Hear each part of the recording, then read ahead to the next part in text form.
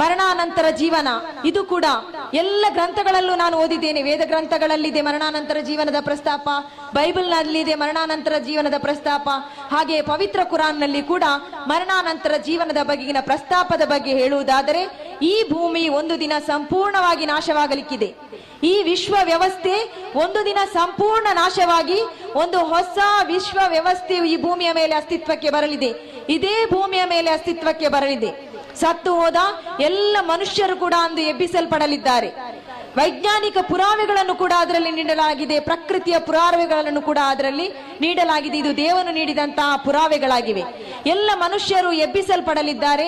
ಎರಡೇ ಎರಡು ವರ್ಗಗಳಾಗಿ ವಿಭಾಗಿಸಲ್ಪಡಲಿದ್ದಾರೆ. ಎರಡು ವರ್ಗಗಳು ಯಾವುದೆಂದರೆ ಭೂಮಿ ಆಕಾಶಗಳನ್ನು ಸೃಷ್ಟಿಸಿದ ಸೃಷ್ಟಿಕರ್ತನ ಮೇಲೆ ವಿಶ್ವಾಸವಿರಿಸಿದ ವರ್ಗ, ಅವನು ನೋಡುತ್ತಿದ್ದಾನೆಂಬ ಪ್ರಜ್ಞೆಯೊಂದಿಗೆ ಒಳಿತುಗಳನ್ನು ಮಾಡಿದಂತಹ ವರ್ಗ, ಎಲ್ಲ ಜೀವಿಗಳು ದೇವನ ಸೃಷ್ಟಿಗಳೆಂದು ಭಾವಿಸಿ ಆ ಎಲ್ಲ ಜೀವಿಗಳೊಂದಿಗೆ ಕರುಣೆ ತೋರಿಸಿದಂತಹ ವರ್ಗ, ಸಹನೆ ವಹಿಸಿದಂತಹ ವರ್ಗ, ದಾನ ಧರ್ಮಗಳನ್ನು ಮಾಡಿದಂತಹ ವರ್ಗ.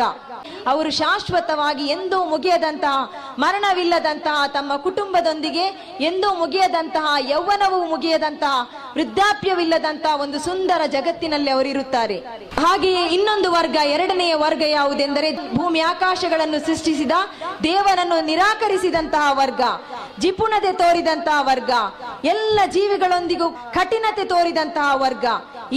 ಈ ವರ್ಗಗಳು ನಾಳೆ ಪುನರುತ್ಥಾನ ದಿನ, ಪುನರುತ್ಥಾನ ಅಂದರೆ ಜೀವಂತಗೊಳಿಸಿ ಎಬ್ಬಿಸಲ್ಪಡುವಂತಹ ದಿನದಲ್ಲಿ ಅವರು ನರಕ ಯಾತನೆಯನ್ನು ಅನುಭವಿಸುವವರು. ನರಕ ಯಾತನೆ ಎಂದರೇನು? ಬಿಸಿಲಿನ ಧಗೆ ಮತ್ತು ಯಾವುದೇ ರೀತಿಯ ಸುಖವಿಲ್ಲದಂತಹ, ಮರಣವಿಲ್ಲದಂತದೇ ಜೀವನ. ಶಾಶ್ವತವಾದ ಜೀವನ ಅವರಿಗೆ ಸಿಗಲಿದೆ, ಆದರೆ ಕುಟುಂಬದೊಂದಿಗೆ ಅವರಿಗೆ ಸುಖಮಯ ಜೀವನ ಅವರಿಗೆ ಪ್ರಾಪ್ತವಾಗುವುದಿಲ್ಲ. ಇದು ದೇವವಚನದ ಆಧಾರದಲ್ಲಿ ನಾನು ಹೇಳುವಂತಹ ಸತ್ಯ.